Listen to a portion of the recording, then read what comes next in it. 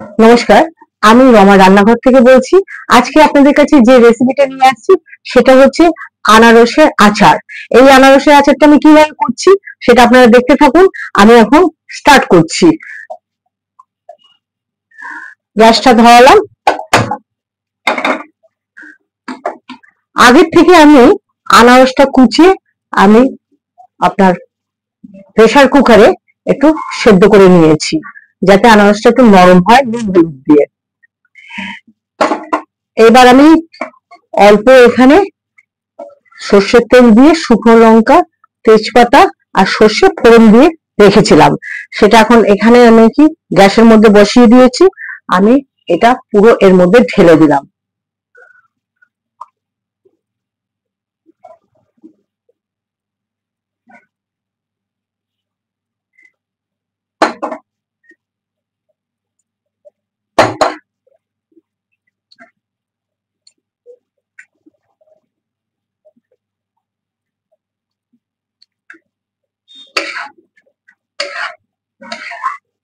এটা আমি মশলার সাথে নেড়ে নেওয়ার পর তারপর আমি এখন চিনি ঢালবো।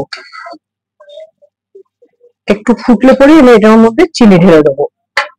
পরিমাণ মতন আমি চিনিটা দিচ্ছি।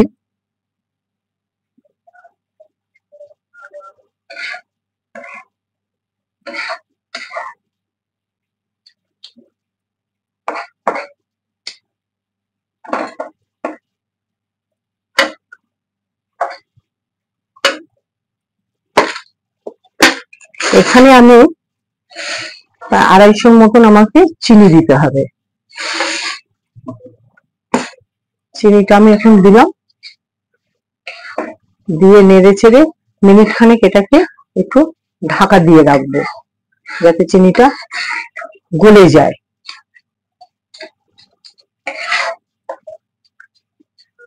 আঁচটাকে একটু সিমেতে রেখে আমি এটা ঢাকা দিয়ে দিচ্ছি।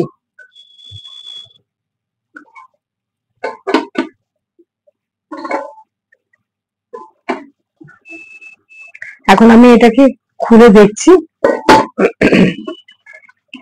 হয়ে এসছে, আর একটুখানি হবে।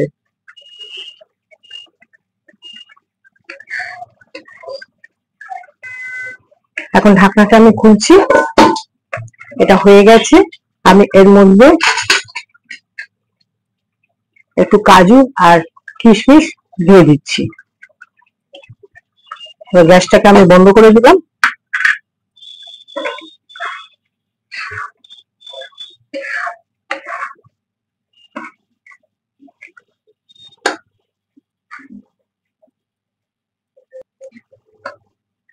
এখন আমি শেষে 1 চামচ আপনার সবুজ পাতিলেবুর রস এর মধ্যে ঢেলে দিচ্ছি।